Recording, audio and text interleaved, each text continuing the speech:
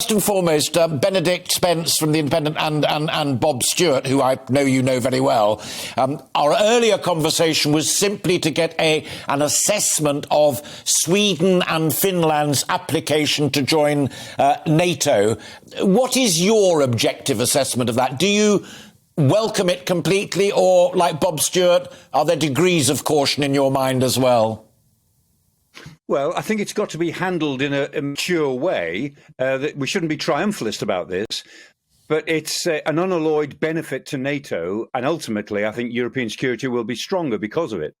The countries that NATO has brought in the last few years have all been the very small countries. The last two was Macedonia and North Macedonia and Montenegro, and they had very, very little in military terms. But Finland and Sweden are important countries. I mean, when the Finns mobilise, they mean it. They're a country of 5 million people.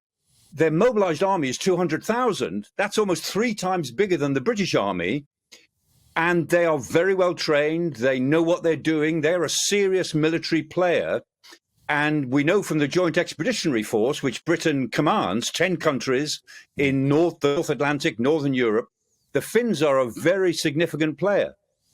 So in terms of European security, this is a pretty good thing for NATO. These are 2 countries that make the defence of the 3 Baltic states extremely feasible. Yeah. Until now, the 3 Baltics, Estonia, Latvia, Lithuania, would be very hard to defend, actually, because they're at a bit of a limb. Indeed, and as Zelensky said himself, Sweden available. If Ukraine falls, they're the ones that are next. Reinforced.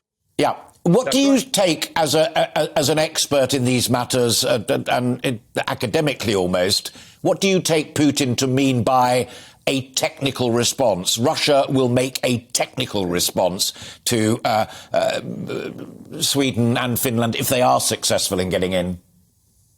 Yeah, I mean, Lavrov called it a technical military response.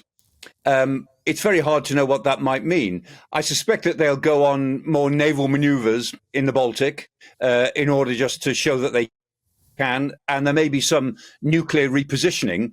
But when Lavrov threatened 3 or 4 weeks ago, he said, we'll put nuclear weapons into the region.